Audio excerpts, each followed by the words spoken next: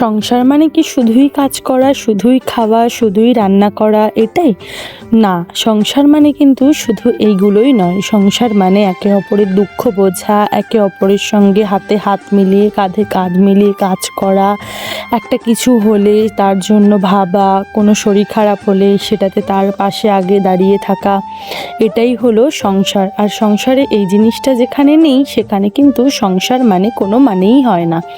যাই হোক, সকাল সকাল কিন্তু আজকেও উঠে পড়েছি। কালকে তোমাদেরকে কিন্তু ভ্লগে বলেছিলাম যে আমাদের কিন্তু ঝগড়া লাগলে সঙ্গে সঙ্গে কিছুক্ষণ পরে আবার মিলমিশও হয়ে যায়। মানে সেই কি বলবো, মানে এখনই ঝগড়া হলো আবার একটু পরেই মিলমিশ হয়ে যায়। আমরা কিন্তু একদম সেরকম টাইপেরই। আবার তোমাদেরকেও জিজ্ঞেস করেছিলাম যে তোমরা কে এরকম আছো, কমেন্ট করে জানাতে। যাই হোক, আমার জন্য কিন্তু সকাল সকাল নিয়ে এসছে অনেকগুলোই চিপস। মা বলেছিল আদা নিয়ে আসতে, আর উনি আমার রাগ ভাঙানোর জন্য দেখি দোকান থেকে নিয়ে এসছে অনেকগুলো চিপস।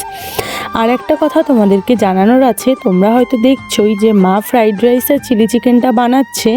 এই চিলি চিকেনটা কিন্তু আমি প্রথমে বানাতে গেছিলাম, আর চিলি চিকেনের পাকোড়াটা ভাজা পর্যন্ত আমি করেছিলাম। তারপর হয়ে গেছিলো একটা বড় দুর্ঘটনা, সেটা আমি না হয় তোমাদেরকে কালকের ভ্লগেই বলবো। কিন্তু সেই দুর্ঘটনায় কিন্তু আমার অনেকটা ক্ষতিও হয়েছে, সেটাও না হয় তোমাদেরকে দেখাবো। যাই হোক, আজকে কিন্তু সারাটা দিন অনেকটাই কষ্ট হয়েছে, আর কাজ করে করে কিন্তু আজকে আমি অনেকটা হাঁপিয়েও গেছি। আর মা দেখো, এই সন্ধেবেলার মধ্যেও এখনও জামা কাপড় ধুয়ে যাচ্ছে। আজ কিন্তু অনেকটাই কাজ হয়ে গেল। তোমাদেরও কোন কোন দিন এরকম হয় অবশ্যই জানাতে ভুলো না।